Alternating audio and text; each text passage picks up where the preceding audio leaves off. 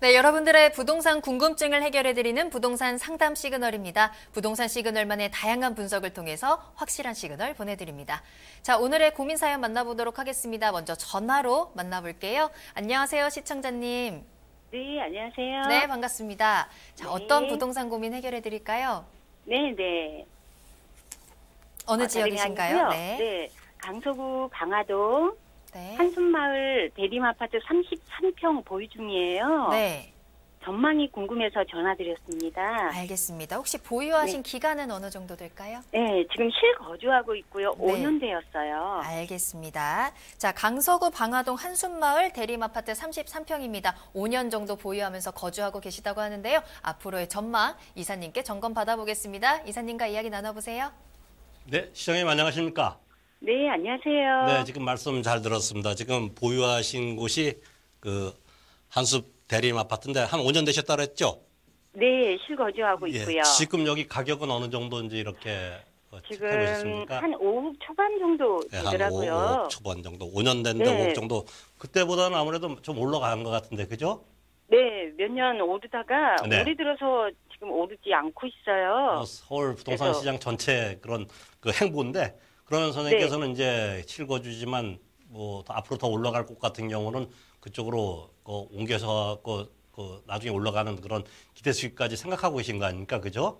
네, 그렇죠. 뭐 그쪽이 자녀는- 교통이 네. 좋고 하는데 그렇죠. 마곡 옆이고. 마곡에 네. 시장들이 계속 들어오면 네. 오르지 않을까 싶어서 궁금해서요. 네. 지금 마곡 전체 주변에 그 아파트를 보유하시거나 또 다세대 주택까지도 투자하시는 분들이 마곡 때문에 많이 올라가지 않을 건가 이렇게 생각하시는데, 일단 제가 보기에는 올해 안으로는 계속 행보라는 게 보면은 일단 계속 가격은 유지될 것 같습니다. 이렇게 떨어질 것 같지는 않은데, 이제 앞으로가 그 서울의 부동산 경기가 어느 정도 또 다시 좋아졌을 때 다시 이렇게 재점화가 되겠냐 그러는데, 제가 보기에는 올라가는 상승폭이 예전 같지는 않을 것 같습니다. 왜냐하면 여기 같은 경우는 그 일단 사셔서 아시겠지만 세대수가 약 200개 세대, 좀 단지가 작고요. 또 네. 보통 저희가 서울에 아파트 투자할 때 5년에서 한 25년, 보통 이제 표현을 제가 이렇게 말씀드리면 뭐하지만 약간 중고 아파트라고 말씀드리거든요. 왜냐하면 예. 거의 투자의 가격이 올라가는 게 5년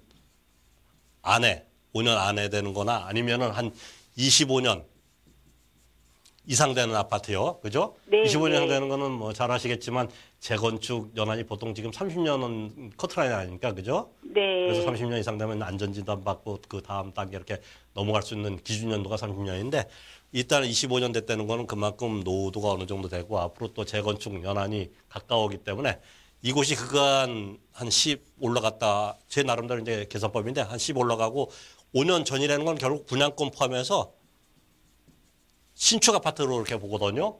이런 네. 곳이 한 9 정도. 그러나 이제 중고 아파트 같은 경우는 한 5, 제가 한 10점 만점으로 치면은 한 5 정도 이렇게 올라갔다고 보시면 되겠습니다. 왜냐하면 투자하시는 분들은 앞으로 올라가기 위해서는 새 아파트나 아니면 재건축이 된 곳, 가능성이 있는 곳을 더 투자한다. 앞으로도 계속 그렇게 갈 것 같습니다. 그래서 제가 보기에는 이곳 같은 경우 연식이 좀 약간 애매하고 세대수가 좀 작은 부분이 있습니다. 그러나 이제 선생님께서 말씀하셨듯이 5호선 방화역이죠. 방화역에서 네. 한 5, 6분 거리 가깝고 또 주변에 이제 그 마곡이라는 커다란 그런 그 우리나라 서남권의 가장 그 직주 근접의 대명사죠. 그래서 이 주변에 있는 여러 가지 마곡 4단지, 3단지 포함해갖고 아파트 가격이 예전에 분양가 대비 한 2배 이상 올라간 지가 진지게 올라갔지 않습니까? 그죠? 여기 이제 네. 마곡에 기업체 들어오고 또 이곳에 워낙 분양이 안 되다 보니까 이런 특혜성을 많이 줬었습니다. 그 당시에 미분양 때 이렇게 사신 분들은 마곡에 아파트 들어가신 분들은 상당히 그 수익도 많이 나셨을 건데, 이곳 같은 경우도 지금 그 84제곱미터 같은 경우 보통 우리가 이제 34평대라 그러죠. 이런 경우가 네. 보통 뭐 호가가 한 11억에서 한 12억 정도 했다가 지금은 이제 거래가 10억이 안 되게 이렇게 거래되는 그 아파트도 나오는 것 같습니다. 그래서 전체적으로 부동산 시장이 많이 올라갔던 곳 같은 경우는 약간 조정이 좀 더 되는 것 같은데, 갖고 계시는 아파트는 크게 가격이 떨어질 건 같지 않습니다. 그러나 이제 투자 목적 같으면은 차라리 저 같은 경우는 이 마곡 주변에 있는 연식 한 6, 7년 된 그런 아파트, 일단 자녀분들이 어느 정도 나이가 돼서 이렇게 분가가 돼 있었으면은 차라리 그 평을 좀 줄이더라도 한강변의 재건축을 바라볼 수 있는 곳, 약간의 지금보다는 그 면적은 작지만 투자하시려면 약간의 불편함도 좀 감수해야 되지 않습니까? 그죠?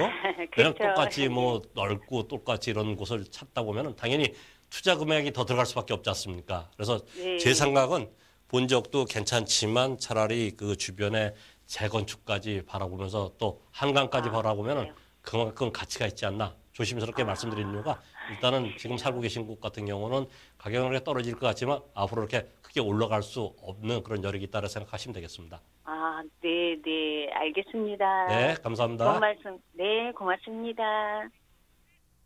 네, 지금도 물론 괜찮습니다. 하지만 조금 더 가치 상승의 중심으로 들어갈 수 있는 곳으로 이동을 해보셔도 좋을 것 같다라는 참고 말씀 해주셨으니까요. 잘 참고하시길 바라도록 하겠습니다. 앞으로도 더 궁금하신 사항이 있으실 때 언제든지 연락 주시길 바랄게요. 자, 오늘 전화 주셔서 감사하고요. 그럼 문의 주셨던 부동산 강서구 방화동의 아파트 점수로 확인해 보겠습니다.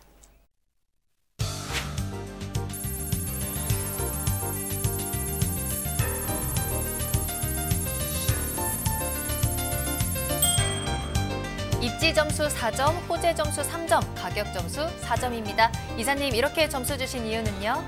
네, 일단 전철역 가깝고 마곡 가까이 있습니다. 그래서 입지는 4점 드렸고요. 이제 기존의 아파트는 재건축이 되거나 아니면 개발이 될 것 같은 경우 제가 아니면 워낙 누구나 알고 있는 개발로 제가 인접했으면 제가 점수를 많이 드리는데 이곳 같은 경우 그런 부분이 약간 부족한 부분이 있어갖고 3점 들었고요. 가격은 급락하거나 아니면 뭐 가격이 이렇게 많이 떨어질 것 같지는 않습니다. 그러나 투자 목적 같으시면은 동정내에서 재건축 쪽을 바라보는 쪽에 이렇게 투자하시면 오히려 실익이 더 있지 않겠나 해서 이렇게 점수를 해드렸습니다.